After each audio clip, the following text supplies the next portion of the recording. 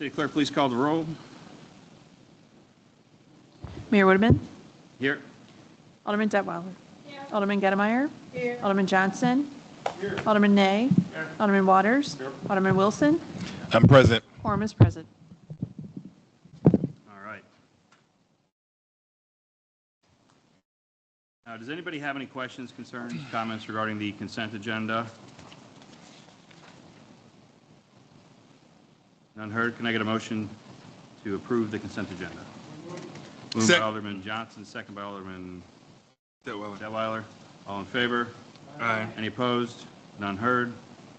The consent agenda is approved. Do we have anybody who wishes to speak in public comment? Wes Cook.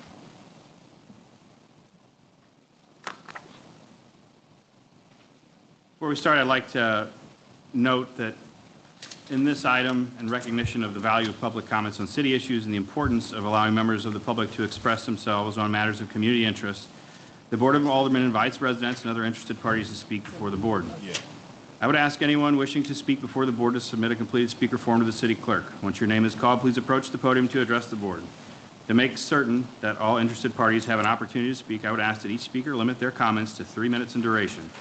Furthermore, no person will be permitted to speak more than once during public hearing portion of our meeting. Please keep in mind this is not a question and answer session. The purpose of public hearing is a portion of the agenda is to allow public comment. Please do not expect a response from your comments at this time. This is a little standard cookie cutter. We want to make sure everybody's on the same page and everybody knows kind of how this process works. So, Mr. Cook, please go ahead.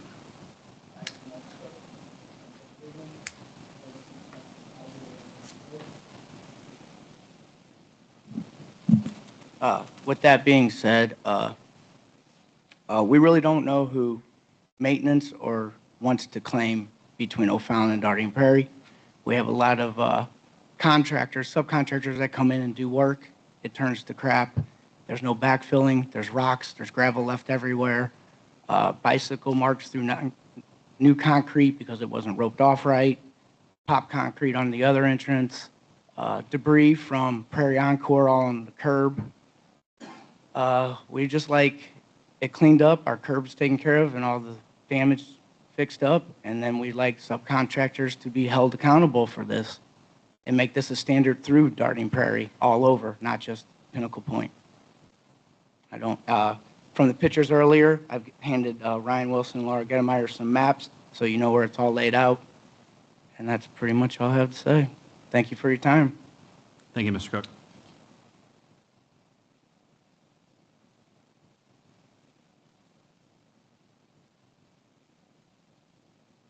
Charlie Costello.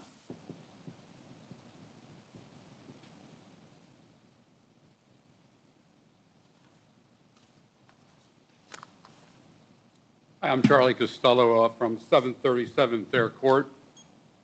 I've been very concerned about the presentations of this company. The pictures always on the screen have been show us nothing. They're always very small. There's nothing any of us can see that is sitting out here. When they come to the meetings, they bring a set of plans. When they came to the board or the planning and zoning, they brought the set of plans at the time of the meeting. I see in presentation to someone here. And then at the Board of Aldermen meeting, the plans were presented to someone also. And in doing this, it gives me a very feeling of no transparency. I'm just really concerned. I really don't know what they're doing. Haven't seen a landscape plan. I think it would have been all good for us to see what they want to do with the buildings. Haven't seen any of that. He mentioned that for them to put up a fence, he had to take some trees down. I feel if they wanted to be neighborly, they would have asked us what color fence we wanted. I don't think this can be done without a fence for people standing above my house 8, 12 feet looking into all of our rooms, plus be able to rob with because it's very private back. And I know planning and zoning said a fence. So I hope on your decision that you make this recommendation for a fence. I think the villas are a perfect fit for this project. I just have really big concerns about this company. Thank you very much. Thank you, Mr. Costello.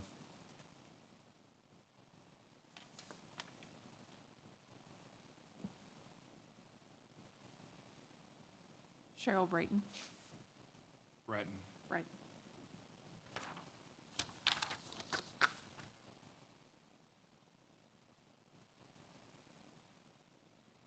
My name is Cheryl Bratton. My husband Larry and I live on Cruden Bay Court in Inverness subdivision.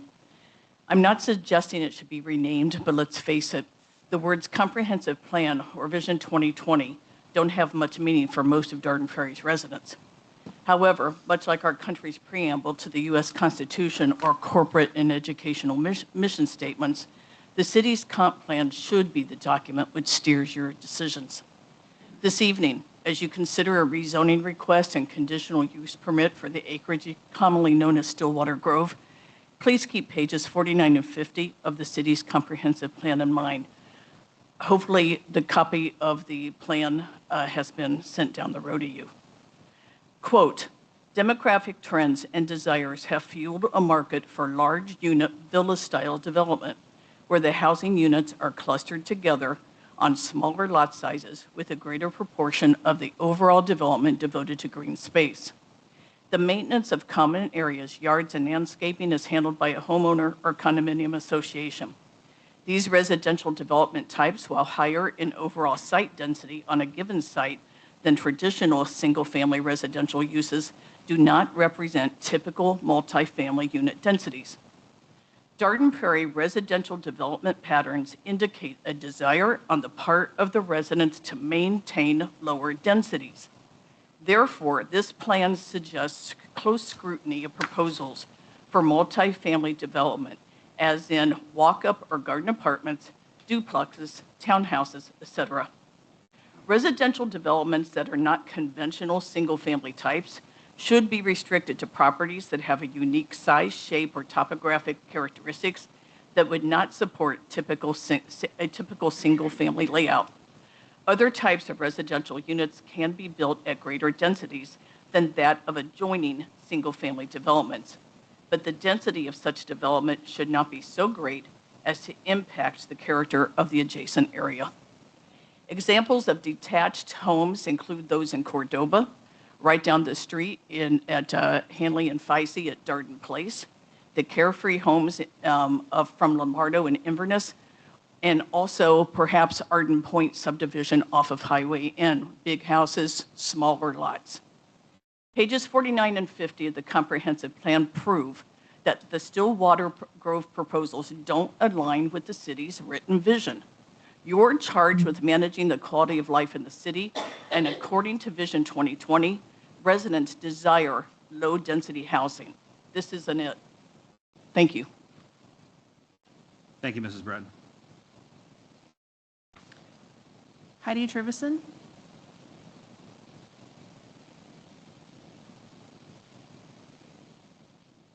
Again, my name is Heidel Tuvison. My husband Lee and I live at 2132 Bates Road. Our home, an acre of property, is directly adjacent to the proposed Stillwater development with a long property line in common. We have concerns that the board seems to be very much against the Stillwater development for a number of reasons, but some, at least, in favor of a potential commercial development on this land. There have been quite a few concerns raised from the residents of both Providence and ourselves, most of which we feel have been addressed by the potential developer.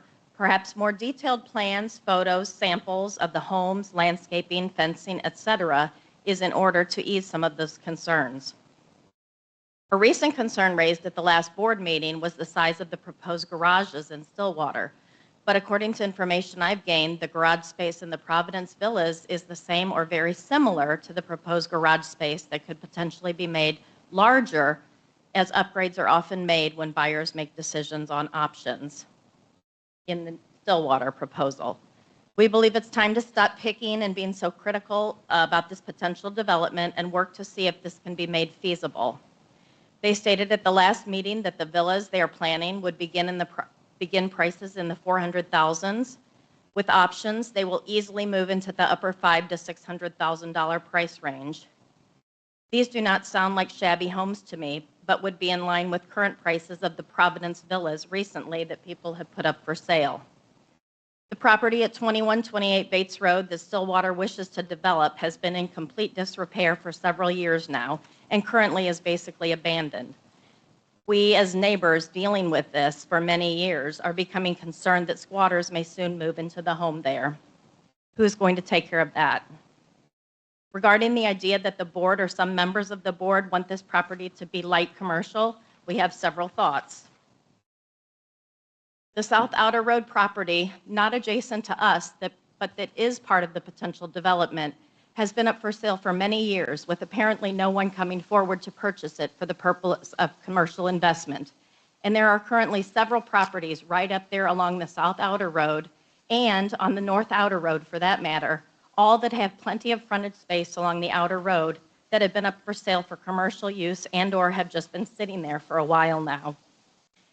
Number two, it's hard to believe that water runoff, retention basin, and lighting issue concerns that have been voiced regarding the Stillwater development will be better and likely be much worse with commercial development.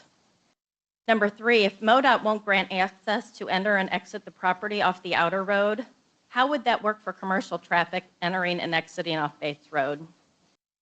Number four, if the board is truly listening to the community, particularly those who are most impacted, such as ourselves, as you have all stated numerous times over the past couple months at meetings, presently our vote would be a definite no for any kind of commercial development in this area, and numerous residents of the Providence villas that we have spoken to feel the same way. Thank you for your concerns. We would like to encourage the board to vote not vote down the Stillwater development at this time, but continue discussions with these folks. Thank you for your time, Mrs. Davison. Steve Valentine.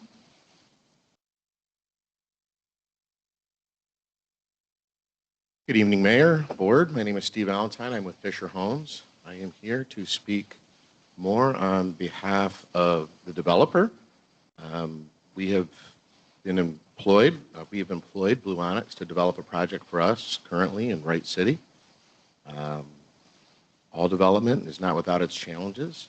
The key to a good developer, in my experience, and it's going on a decade's worth, is how they respond to situations. I can't speak highly enough about how well they've responded. We've had some unforeseen stormwater issues. They jumped in and did handle it.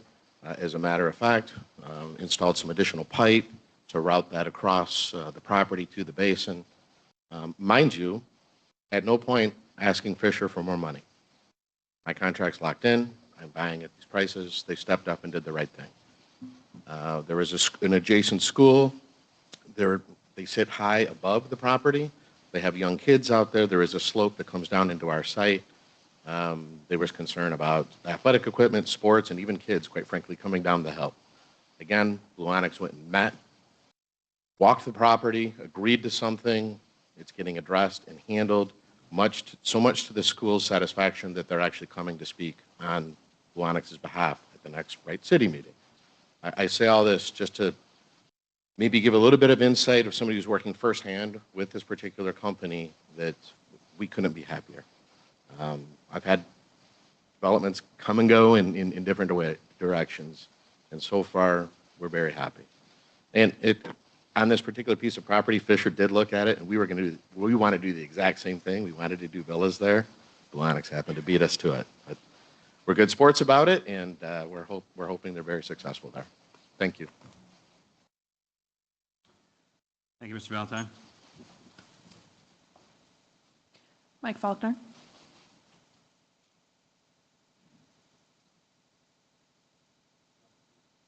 Faulkner.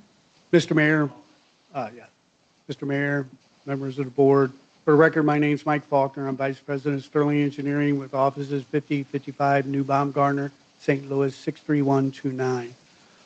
Wanted to take this moment in time to bring up to the board, we heard what the board had said at the last meeting. Some of the comments is about trash. Where is trash going to go? So we went back to the builder, and he went back to the architect went back, and we've increased the size of the garages 2 feet in order to handle the garbage.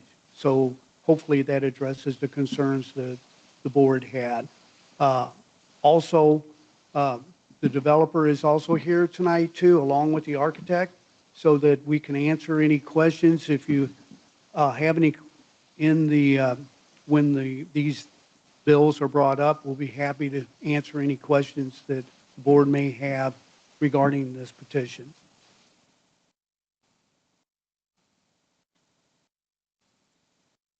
Thank you. Thank you, Mr. Faulkner. Kyle Brown.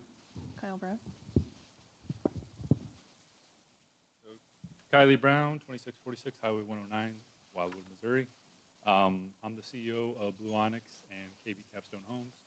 I have been developing, just as addressing some of the issues or questions about what we developed and what we've done in the past. So I've been in development since 2012. I've developed for Walgreens, Dollar Tree, Dunkin' Donuts, Publix, numerous other retailers. We used to develop over $20 million a year, and the name of our company was Development Equity Partners. That was in Orlando, Florida. But we did numerous retail. We did do some residential as well. One of the homes we just built recently here in Missouri is 334 Ellis or Hutchinson Road in Ellisville, Missouri. It's a beautiful home. It went from 900 square feet. We tore it down and turned it into about 4,000 square feet, which it's a custom home. I think the quality of our homes are equal to Lombardo's, if not someone like Fisher & Paykel as well, maybe even Toll Brothers. We've done quite a bit of different buildings, and we got 4 more that we're currently building in Wildwood specifically right now. And on top of that, we've hired some of the best people out there. So it isn't just me you're relying on. I've hired people from Fisher Homes. I've got people from Lombardo, some of the top people out there that have built their homes for them. So they build great quality. I entrust all them. There are other companies I wouldn't hire from, but I know those companies build great quality products. So I know ours will be top quality as well, and I'll make sure of that as well. Thank you. Thank you, Mr. Brown. Arnie, CAC, Honest 18 off.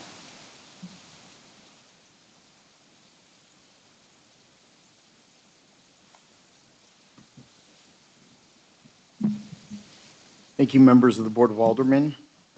Public service is about, our public office is about service and giving of your heart without expecting a reward in return. Being an elected official is about serving and leading others without looking out for how much financial gain in income you can milk out of the residents. The city's salary study was hogwash and not actually comparing apples to apples, but comparing filet mignon and shrimp to pork and beans. $375, which is the current salary a month, is handsome, not going up to the increase of $5,700 annually that someone wants to do in a bill. It just doesn't sit right with the city. The city of Wildwood, population 36,000 residents, over twice the size of Darden Prairie, $400 monthly pay, $4,800 annually. The city of Webster Groves, population $24,000. They did last year make $20 a meeting. In April, voters approved an increase to $400 monthly or $4,800 per year. The city of Ladue, city of Frontenac pay $25 a meeting. The city of Baldwin, population 31,000, twice the size, $450 per month, $5,400 annually. The city of Kirkwood, population 29,500, $200 a month or $2,400 annually. Printing and having Jeff deliver packets is just ridiculous when aldermen can buy for $75, you can buy yourself a Samsung pad to use and look up the information. If you got into being an alderman to supplement your current income and increase your income, you're in the wrong field. There needs to be a reality check of power and control versus the residents. It's about serving others, your neighbors, and the community. It's not about how much you can get off of earnings. The food that was provided for you tonight was paid for by taxpayers, not out of your own pocket. What other benefits are you being provided and paid for at resident expense? You need to put the residents over yourself and say no to any additional pay. Defeat proposed Bill 2559. Public service is about making decisions and not about making money. Place a question on the April ballot for voters to decide. There will be an election and very little to no cost to put this question on the ballot like the city of Webster Groves did. Remember residents, filing all of the 3 awards at the city clerk's office begins this Tuesday, December 9th at 8 a.m. There's no filing fee. Bring a notarized Missouri Department of Revenue Form 5120, and I ask that you defeat this bill. Thank you, Mr. Mayor. Thank you, Mr. Dino. Okay, that concludes our public comment section. And we're moving on to new business now. Thanks everybody who came up and spoke and shared your thoughts. Much appreciated. So, okay, first up on the agenda of new business is Bill 2559. Can I have a motion to read Bill 2559 by title only for the first time? Moved by Alderman Gittemeyer, second by Alderman Wilson. All in favor? Aye. Any opposed? None heard. The attorney? Bill number 25-59, an ordinance of the City of Dayton Prairie, Missouri, changing the compensation for the Board of Aldermen of the city. Okay. Any further discussion from the board on this? We've spoken about this in several prior meetings. I've had some good hearty discussion around it. Does anybody from the board like to speak on this? The one reading only bill? No, Mayor. None heard? Okay. All right, so moving on to the second item on new business is resolution number 396. Can I have a motion to read resolution number 396 for the first time by title only?